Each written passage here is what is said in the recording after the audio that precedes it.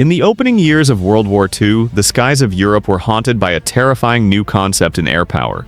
It wasn't just a plane, it was a destroyer, the Messerschmitt Bf-110 Zerstorer.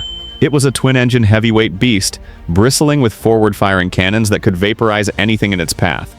The head of the Luftwaffe, Hermann Göring, didn't just believe in this plane, he was obsessed with it. He promised his destroyer squadrons would sweep the skies clean, acting as an unstoppable force that combined the punch of a bomber with the speed of a fighter. For a few bloody months over Poland and France, Göring looked like a genius. The Bf-110 was a predator, but its reign was built on a lie. While Germany celebrated its Invincible destroyer, a radical secret was taking shape across the Atlantic. It was a machine so bizarre and so futuristic that when German pilots finally saw it, they didn't call it a plane, they called it the fork-tailed devil. This is the story of how a flawed German doctrine met a radical American innovator, and why the Invincible Bf-110 stood absolutely no chance against the P-38 Lightning. The Bf-110 was born from a specific, aggressive, and ultimately fatal military ego. In the 1930s, the Luftwaffe developed the Zerstorer concept, a heavy fighter that could do everything. It would escort bombers deep into enemy territory, clear the skies, and act as a fast bomber itself. On paper, it was a monster. Two powerful Daimler-Benz engines, and a nose packed with 20mm cannons and machine guns. Because it didn't have to fire through a propeller, its firepower was concentrated and devastating. It even had a rear gunner, a feature Göring believed made it invulnerable to ambush. But this was the paradox of the heavyweight. By trying to make the Bf-110 do everything, they made it vulnerable to anything fast. In the early days, against outdated air forces, the myth grew. But when the Bf-110 met modern innovation, the destroyer was the one being destroyed. While Germany was refining a traditional brawler, a young, brilliant engineer at Lockheed named Kelly Johnson was throwing away the rulebook. In 1937, the U.S. Army Air Corps issued a challenge that seemed impossible: an interceptor that could reach 20,000 feet in 6 minutes and fly at over 360 mph. Most designers tried to build a bigger version of what already existed. Kelly Johnson built a revolution. The P-38 Lightning's twin-boom design wasn't for show.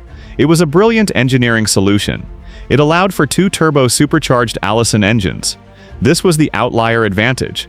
While most engines gasped for air at high altitudes, the P-38's turbochargers compressed thin air, allowing it to maintain full power at 25,000 feet and above. It wasn't just a plane, it was a stable central platform for a laser-like battery of guns, a 20mm Hispano cannon, and 4 50-caliber machine guns, all firing dead ahead. The primary advantage of a twin-engine fighter is supposed to be firepower. Late-war Bf-110s carried 30mm or even 37mm cannons, huge payloads that could tear the wing off a B-17 with a single burst. But here is where the German doctrine failed. Because the Bf-110's guns were spread across the nose, pilots struggled with convergence, the point where the bullets met. The P-38 had no such problem. Its guns were so tightly packed they fired a dense, laser-like stream of lead that was accurate out to 1,000 yards. While the Bf-110 had a heavier punch, the P-38 was a sniper. It could kill you before you even realized you were in range. This is where the P-38 achieved total victory. Most of the air war over Europe happened at high altitudes where bombers flew. The Bf-110 used standard mechanical superchargers. As the air got thinner, its performance dropped like a stone. By the time the Bf-110 reached the American bombers, it was struggling to stay in the air, its engines gasping. But for the P-38, this was its natural playground. With an operational ceiling of 44,000 feet, the Lightning was purpose-built for high-altitude combat. It didn't just fight the Bf-110, it hunted it in a realm where the German plane was effectively paralyzed. The Achilles heel of any twin-engine fighter is maneuverability. This was brutally exposed during the Battle of Britain. Facing agile Spitfires, the Invincible Bf-110s were slaughtered.